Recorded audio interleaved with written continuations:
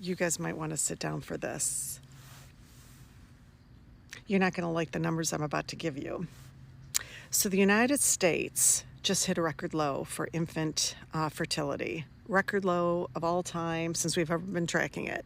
So every woman of childbearing age is giving birth to just under 1.6 babies, just enough to replace us, okay?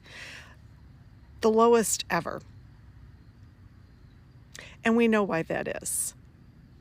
We just don't have a country that makes it easy for women to have that choice and to not have the stress of worrying about access to health care, finances, and you name it, right? Right. This is true of most other countries in Europe, and you name it. Their birth rates are declining, except for one country.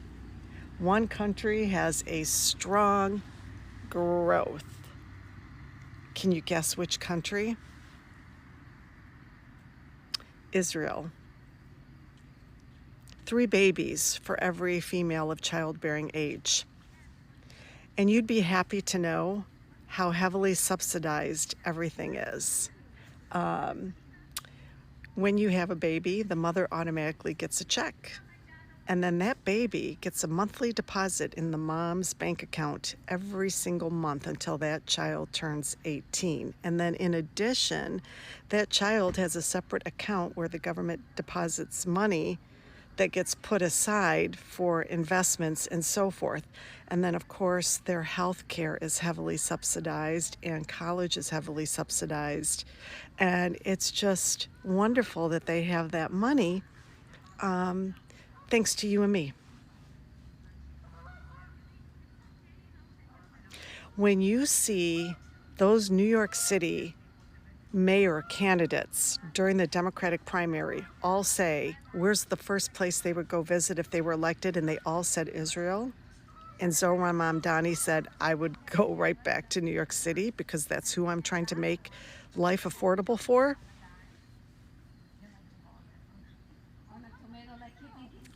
Yeah, we don't get those things here. We don't get those things here. And what this extreme right regime, per Project 2025, is going to attempt to do to boost up those birth rates is not make it financially affordable and heavily subsidize everything, because we can't. We're not taxing corporations and we're not taxing the wealthy. We need that money. They're hoarding it all. What they're going to do is continue to erode our access to birth control. As a matter of fact, the only thing that Republicans have put forward right now to boost the fertility rates is to make IVF treatment more affordable. That money, though, we are sending to Israel. We don't get it.